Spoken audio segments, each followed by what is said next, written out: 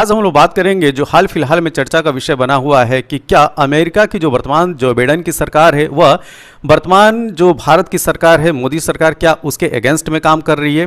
हाल फिलहाल में जो अमेरिका के साइड से स्टेटमेंट जारी किए गए हैं कुछ इसी तरफ जो है इशारा करते हैं। स्टेटमेंट क्या है, वो इश्यूज क्या हैं, उनको हम डिस्कस करेंगे। जैसा कि अरविंद केजरीवाल जो दिल्ली के मुख्यमंत्री हैं उनकी गिरफ्तारी, कांग्रेस के कुछ जो अकाउंट्स हैं उनको आईटी डिपार्टमेंट के द्वारा फ्रीज किया जाना, जो नागरिकता संशोधन कानून है उसका लागू होना, ये जो वर्तमान में तीन ऐसे मुद्दे थे जिनके ऊपर अमेरिका ने स्टेटमेंट जारी किया है।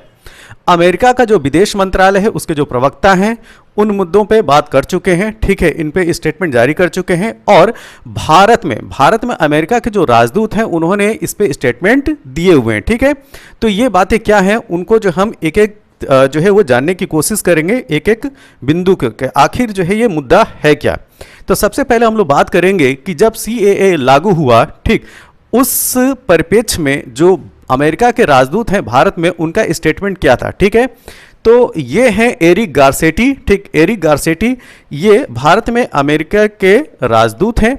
इनका स्टेटमेंट ये था कि किसी भी लोकतंत्र के लिए धार्मिक स्वतंत्रता काफ़ी अहम होती है और अल्पसंख्यकों की सुरक्षा लोकतंत्र की बुनियादी बात है और यह कोई नकारात्मक टिप्पणी नहीं है। जिस देश में मैं राजदूत हूँ वहाँ क्या हो रहा है उसकी रिपोर्ट करना मेरा काम है और भारत के राजदूत भी रिपोर्ट करते होंगे, ठीक। तो इनका कहना यह था कि जो CAA है, ठीक है, वह कैसा है, वह एक तरीके से धार्मिक स्वतंत्रता को नुकसान पहुंचाने वाला है, ठीक।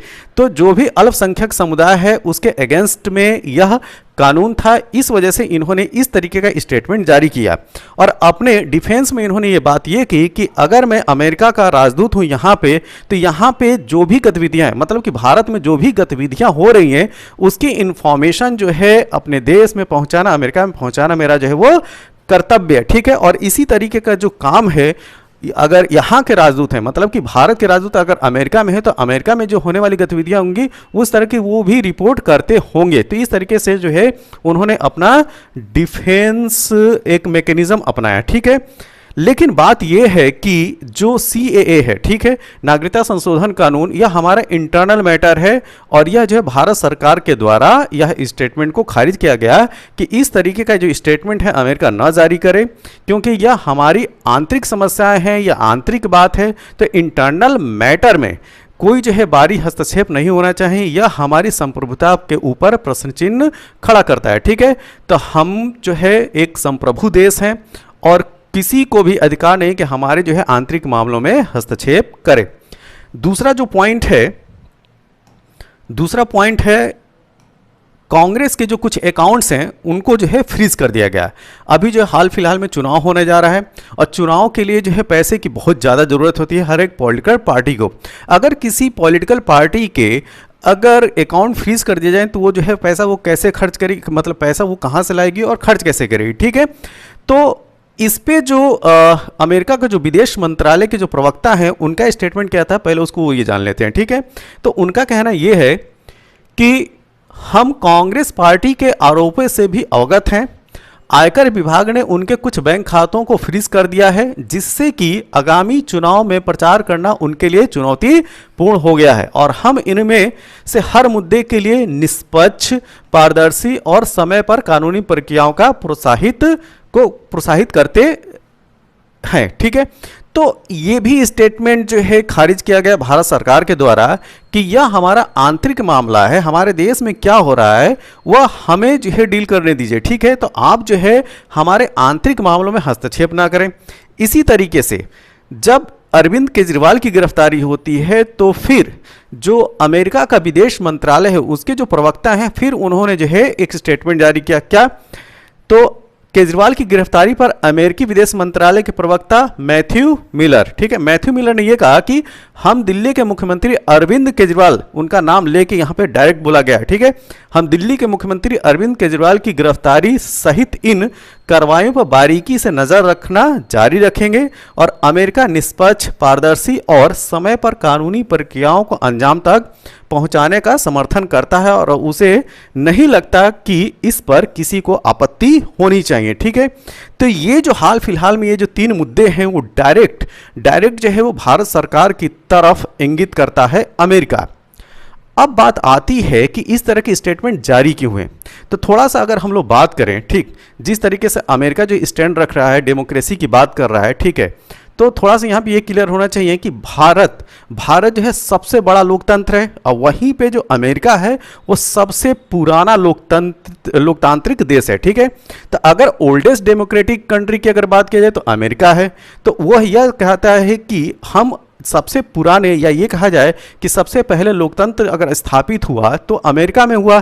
तो लोकतंत्र की रक्षा या लोकतंत्र के जो फंडामेंटल जो वैल्यू है उनका जो है रिस्टोर करके रखना, उनको बताना जो है, चिताना जो है हमारा परम कर्तव्य है या धर्म है। ठीक, तो वहीं पे अगर बात किया जाए तो भारत भी जो है वो सबसे बड़ा लोकतंत्र है, वो लोकतांत्रिक मूल्यों को भारत भी समझता है। ठीक है, तो यहाँ पे दोनों जो देश हैं अमेरिका और भारत, इनके अपने अपने स्ट्रांग पॉइंट हैं। ठीक, भारत जो है हमेशा अमेरिका की जो दखल अंदाजी है हमेशा इस बात से काटता रहा है कि आप जो है हमारे आंतरिक मामलों में जो इंटरनल मैटर्स हैं उसमें आप इंटरफेयर नहीं कर सकते और ना आप करें। ठीक है, अब हम चलते हैं थोड़ा, ये जो भारत और अमेरिका का जो रिलेशनशिप है कुछ ऐसा है कि अमेरिका जो है ना तो बहुत करीब रहा भारत से और ना तो कभी बहुत दूर रहा। ठीक है, तो या ये कह सकते हैं कि ना तो भारत से वो दूर रहना चाहता है, ठीक है, या ना तो बहुत करीब रहना चाहता है। तो इसके जो है इतिहास को हम थोड़ा सा खंगालते हैं अमेरिका और भारत के रिलेशनशिप का। ठीक है, तो अगर हम अमेरिका और इंडिया की अगर बात किया जाए, ठीक है, तो 1956 कुछ ईयर जो है ये आपको याद रखने होंगे। ठीक है, 1956, ठीक है, 1968 और 1979, ये जो 3 वर्ष हैं। ठीक है, 1956 में रूस के द्वारा, रसिया के द्वारा जो है हंगरी पे अटैक किया जाता है। ठीक, फिर 1968 में चेकोस्लोवाकिया पे रसिया, मतलब जो आज का वर्तमान जो है रूस है, वो पहले यूएसएसआर हुआ करता था। ठीक है, तो अभी यहाँ 1979 तक जो भी हम जो रूस कहेंगे हम यूएसएसआर के नाम से अभी आप समझिएगा। ठीक है, यूएसएसआर। ठीक है, तो 1956 में जो वर्तमान रूस है वो वर्तमान रूस जो है वो हंगरी पे अटैक करता है। ठीक, 1968 में जो यूएसएसआर है वह चेकोस्लोवाकिया पे अटैक करता है और इसी तरह का 1979 में वह जो है वो अफगानिस्तान पे अटैक करता है। कौन? यूएसएसआर, जो कि वर्तमान का रूस है। इन तीनों मैटर पे भारत का जो स्टैंड रहता है वो न्यूट्रल रहता है। ठीक है, अगर हम लोग 1956 जब वो यूएसएसआर हंगरी पे अटैक करता है तो उस समय भारत के प्रधानमंत्री होते हैं पंडित जवाहरलाल नेहरू। 1956 के बाद, मतलब एक साल बाद पंडित जवाहरलाल नेहरू जो है पार्लियामेंट में एक स्टेटमेंट जारी करते हैं। ठीक है, हंगरी के मामले में उनका स्टेटमेंट ये रहता है कि दुनिया में, ध्यान दीजिएगा, भारत का स्टैंड जो है इन तीनों हमलों पे जो है जो यूएसएसआर के द्वारा किया जाता है वो न्यूट्रल स्टैंड रहता है और पार्लियामेंट में पंडित जवाहरलाल नेहरू के द्वारा हंगरी के मामले में जो स्टैंड या ये कहा जाए कि जो स्टेटमेंट जारी किया गया वह यह था कि दुनिया में साल दर साल, ध्यान दीजिएगा, दुनिया में साल दर साल दिन ब दिन कई चीज़ें घटित होती रहती हैं जिन्हें हम व्यापक रूप से नापसंद करते हैं, लेकिन हमने इनकी निंदा नहीं की है। ठीक है, मतलब कि यहाँ पे साफ इंडिकेशन है कि यूएसएसआर के द्वारा 1956 में हंगरी पे जो अटैक किया गया उसकी निंदा भारत के द्वारा नहीं की गई। ठीक है, तो हम इसकी निंदा नहीं करते हैं क्योंकि इसका जो कारण बताया था पंडित जवाहरलाल नेहरू ने, क्योंकि जब कोई समस्या का समाधान खोज रहा होता है तो उसमें निंदा से कोई मदद नहीं मिलती है। ये स्टैंड था पंडित जवाहरलाल नेहरू का हंगरी पे अटैक जब यूएसएसआर के द्वारा होता है। इसका मतलब अगर शुरू से अगर बात किया जाए अमेरिका और रूस, ठीक है, जो वर्तमान रूस है, मतलब कि जो सेकेंड वर्ल्ड वार है उसके बाद जो पूरा जो विश्व है वो बाइपोलर वर्ल्ड में जो है वो क्रिएट हो गया। ठीक है, किसमें? बाइपोलर वर्ल्ड, एक पोल जो है अमेरिका ने संभाला और दूसरा जो पोल है वो रूस या ये कहा जाए यूएसएसआर ने संभाला, ठीक है। तो यहाँ पे इन दोनों पोल में, ठीक है, मतलब कि अमेरिका वाला और एक यूएसएसआर वाला, ठीक, उनमें भारत किसी एक पक्ष में न जाकर अपना जो स्टैंड है उसने न्यूट्रल रखा और गुट निरपेक्ष या ये कहा जाए गुट निरपेक्षवाद की फिलॉसफी को उसने अपनाया, ठीक है, जिसको नॉन अलाइनमेंट कहा गया, ठीक है। तो भारत का जो स्टैंड रहा एक न्यूट्रल रहा, ठीक है, ना तो हम जो है अमेरिका के साइड में रहेंगे और ना तो हम यूएसएसआर के साइड में रहेंगे, ठीक है। तो यहाँ पे जो भारत है वो शुरू से क्लियर रहा। इसी परिप्रेक्ष्य में अगर बात किया जाए कि जो स्टेटमेंट जारी किया गया 1957 में पंडित जवाहरलाल नेहरू के द्वारा, वो तो दिखाता है कि यह यूएसएसआर या जो वर्तमान जो रूस है उसके साथ में, तो शुरू से ये रहा है भारत का कि वह वैचारिक तौर पे, ठीक है, आइडियोलॉजिकली जो है वह रूस के साथ रहा है, ठीक है, वह आइडियोलॉजिकल तौर पे जो है रूस के साथ रहा है। अब बहुत सारे जो वहाँ के जो प्रोग्राम पॉलिसी या जो आइडियोलॉजी है वो भारत के प्रोग्राम पॉलिसी में फॉर्मुलेट करने के लिए अपनाए गए। जैसे हमारे यहाँ की जो इकोनॉमी है, ठीक, पूरी तरीके से कैपिटलिस्ट नहीं है और ना तो पूरी तरीके से सोशलिस्ट है। ये क्या है? सोशलिस्ट और कैपिटलिस्ट का कॉम्बिनेशन है। इसी वजह से भारत की जो अर्थव्यवस्था है वो मिश्रित अर्थव्यवस्था कही जाती है और जिसमें जो है ज़्यादा जो पोर्शन अगर बात करें आज़ादी के बाद से लगभग 1991 तक, जब एलपीजी का कॉन्सेप्ट नहीं आता है, तब तक भारत की जो इकोनॉमी थी अधिकतर इंक्लाइंड थी किधर? अधिकतर इंक्लाइंड थी समाजवादी, ठीक है, सोशलिस्टिक टाइप की। तो सोशलिस्टिक और कैपिटलिस्टिक में 1991 तक, आज़ादी से लेकर 1991 तक सोशलिस्टिक टाइप की ज़्यादा इकोनॉमी रही, ठीक। तो इस तरीके से हम लोग कह भी सकते हैं कि हमारा जो आइडियोलॉजिकल इंक्लाइनमेंट है वो किधर रहा? रूस के साइड में रहा या यूएसएसआर के साइड में रहा, ठीक है। अब थोड़ा सा इस कहानी को आगे बढ़ते हैं, ठीक।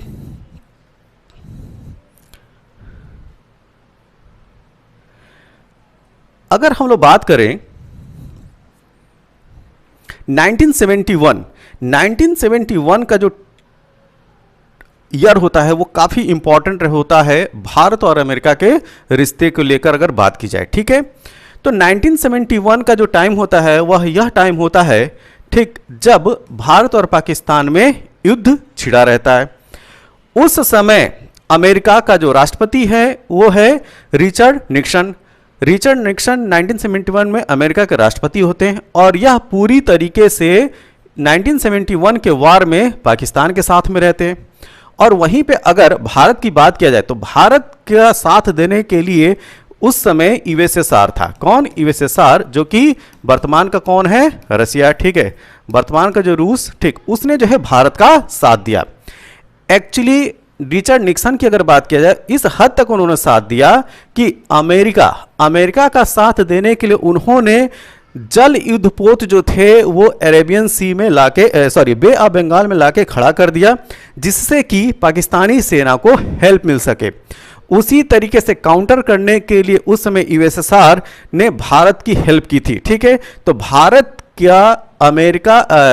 का जो है जो जीत, भारत और पाकिस्तान का जो वार था उस समय रूस का जो है काफ़ी ज़्यादा योगदान था भारत की जीत में। और 1971 का ही टाइम पीरियड था जिसमें जो पाकिस्तान है वो जो है वो दो टुकड़ों में जो है विभाजित कर दिया गया। एक इधर ये पाकिस्तान रहा और जो ईस्ट पाकिस्तान था वो आज की डेट का बांग्लादेश बन के तैयार हुआ, ठीक। तो एक ये चीज़ जो है क्लियर हो गई कि जो अमेरिका था 1971 में एकदम खुल के किसके साथ आया? पाकिस्तान के साथ। अब आगे की हम लोग बात करते हैं और एक चीज़ याद रखिए, 1971 में भारत की जो प्रधानमंत्री होती हैं वो इंदिरा गांधी होती हैं।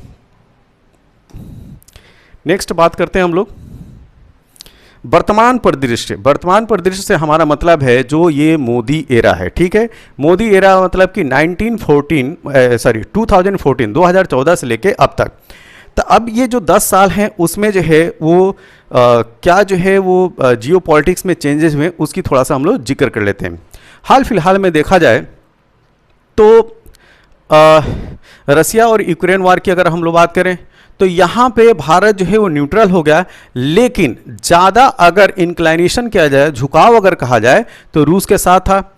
अमेरिका की चेतावनी देने के बावजूद भी जो है हमने रूस के साथ ट्रेड एंड कॉमर्स जो एक्टिविटी है उसको हमने नहीं रोका, ठीक है, या डिफेंस के में जो इंपोर्ट या एक्सपोर्ट की जो भी बात थी, ठीक है, उसको भी हमने कंटिन्यू रखा।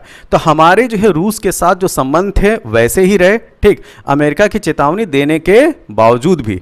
तो हमारा स्टैंड क्लियर रहा, ठीक है, रूस और यूक्रेन वार पे, ठीक, और हमने जो है यूक्रेन पे रूस के द्वारा अटैक करने के जो है वो भर्त्सना या निंदा भी नहीं की। बिल्कुल उसी तरीके जब 1957 में यूएसएसआर जो वर्तमान रूस है, ठीक है, उसने जब हंगरी पे अटैक किया था तो उस समय भी भारत के जो प्रधानमंत्री थे पंडित जवाहरलाल नेहरू, उन्होंने निंदा नहीं की थी, ठीक है।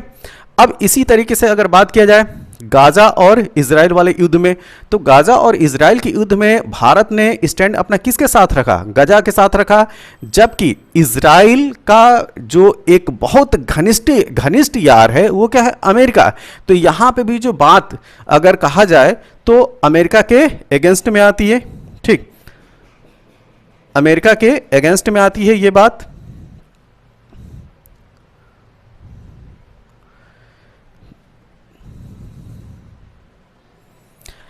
तो ये बात भी जो है वो अमेरिका के अगेंस्ट में है कि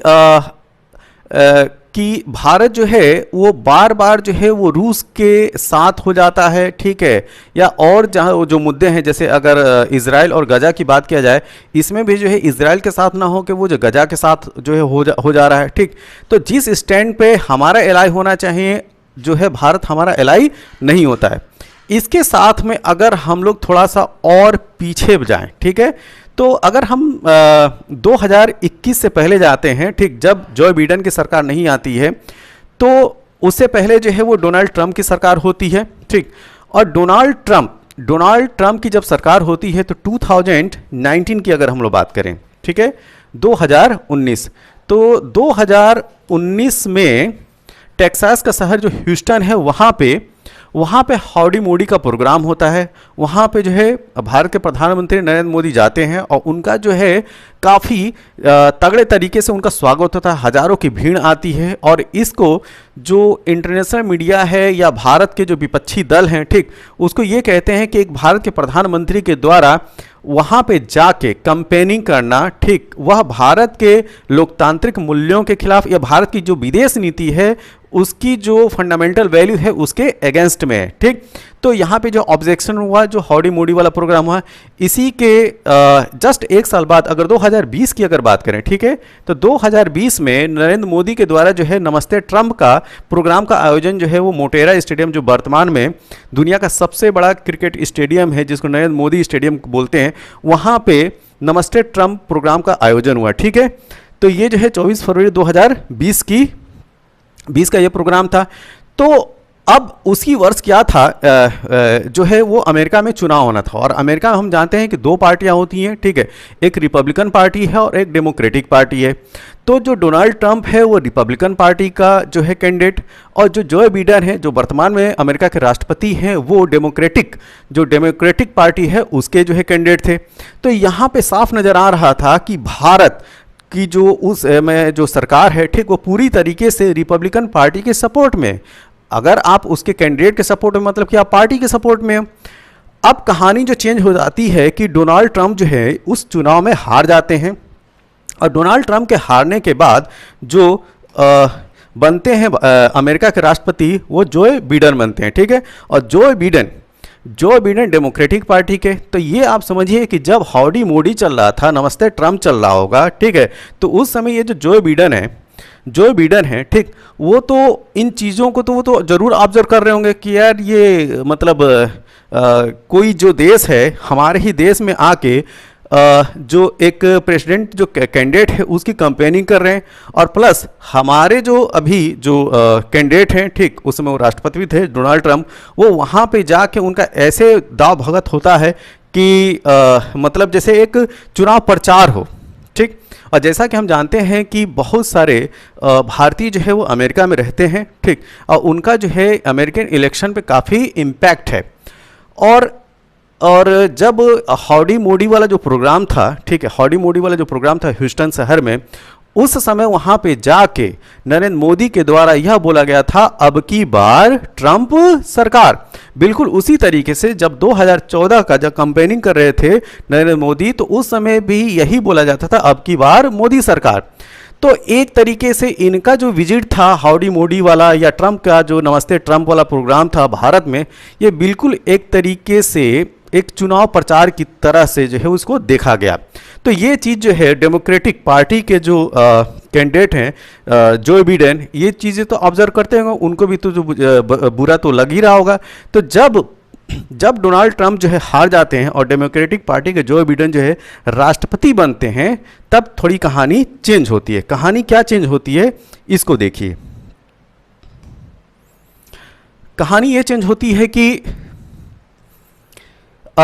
ये जो है जनवरी मंथ में जो है ये अमेरिका के राष्ट्रपति बनते हैं जो बिडेन, और उस समय जो अमेरिकी सदन है जिसको कांग्रेस बोला जाता है, ठीक है, जो वाशिंगटन डीसी में, वहाँ पे डोनाल्ड ट्रंप के जो समर्थक हैं वो घुसते हैं और तोड़फोड़ करते हैं। ठीक है, ये कब की बात है? जब जो बिडेन अमेरिका के राष्ट्रपति बन जाते हैं। ठीक, तो उस समय भारत के प्रधानमंत्री नरेंद्र मोदी के द्वारा जो है एक ट्वीट किया गया, वो ट्वीट किया था, उसको देखना बहुत जरूरी है। ठीक है, तो 2021 में ये 6 जनवरी 2021 का ट्वीट है नरेंद्र मोदी का। वो ये कहते हैं कि वाशिंगटन डीसी में दंगा और हिंसा की खबर देख मैं दुखी हूं। समयबद्ध और शांतिपूर्ण सत्ता हस्तांतरण जारी रहना चाहिए। लोकतांत्रिक प्रक्रिया में गैर कानूनी विरोध के जरिए चीजें नहीं पलटी जा सकती हैं। ठीक है, तो हमारे प्रधानमंत्री का कहना यह था कि डोनाल्ड ट्रंप हार चुके हैं। ठीक, अब जो है जो बिडेन राष्ट्रपति हैं, अब वहाँ की जनता को जो है इस बात को स्वीकार कर लेना चाहिए, और ये जो नई गवर्नमेंट है डेमोक्रेटिक पार्टी के जो बिडेन हैं, इनको राष्ट्रपति के रूप में जो है हर्ष स्वीकार किया जाए, कुछ ऐसा था। ठीक है, अब देखिए आगे हम चलते हैं इस मुद्दे पे। अमेरिका और भारत के रिलेशन में अभी वर्तमान में, ठीक है, अगर जनवरी माह की बात किया जाए तो जैसा कि हम जानते हैं कि 26 जनवरी को हम रिपब्लिक डे मनाते हैं, गणतंत्र दिवस। इसमें जो है जो बिडेन को जो है इनविटेशन दिया गया था मुख्य अतिथि के रूप में, जो बिडेन ने आने से मना कर दिया। ठीक, अब उसके जगह पे जो है वो फ्रांस के राष्ट्रपति इमैनुअल मैक्रोन जो है वो आए हुए थे। ठीक, तो एक चीज़ यहाँ पे ये भी दिखा रहा था कि जो बिडेन है वो नरेंद्र मोदी के साथ जो एक हार्दिक जो रिलेशन होता है वो चीज़ थोड़ा सा देखने को कम मिल रहा है। ठीक, अब ये जो कुछ जो पहलू हैं वह ये इंडिकेट करते हैं कि जो बिडेन की अमेरिका में सरकार है डेमोक्रेटिक पार्टी की, वह पूरी तरीके से ये कहा जाए जो मोदी सरकार है वर्तमान में भारत में, वो पूरी तरीके से वैचारिक तौर से या मानसिक तौर से जो है इनके साथ नहीं है। इसी वजह से अपोजिशन के जो भी मुद्दे हैं उसके पक्ष में जो है वहाँ से स्टेटमेंट जो है जारी हो जाते हैं, ये कहा जाए अमेरिका जो है उनके पक्ष में खड़ा हो जाता है। लेकिन भारत एक देश के हिसाब से अगर बात करें तो भारत एक संप्रभु देश है। ठीक है, सॉवरेन कंट्री है, तो किसी भी देश को भारत के आंतरिक मामलों में जो है हस्तक्षेप या बोलने का अधिकार नहीं है। बात रही सबसे पुराने डेमोक्रेटिक कंट्री के अमेरिका की, तो डेमोक्रेसी की बात या लोकतंत्र की जो फंडामेंटल वैल्यू हैं, जैसे जो है स्वतंत्रता का अधिकार हो गया, धार्मिक स्वतंत्रता का अधिकार हो गया, फ्रीडम ऑफ एक्सप्रेशन हो गया, इसकी जितनी छूट जो है वो भारत में है वह शायद ही किसी देश में होगा। ठीक, तो कुल मिला के बात यह है कि हम अपने आंतरिक मामलों के संभाल लें और वो जो है अपने आंतरिक मामलों को संभालें। ठीक है, थैंक यू, धन्यवाद।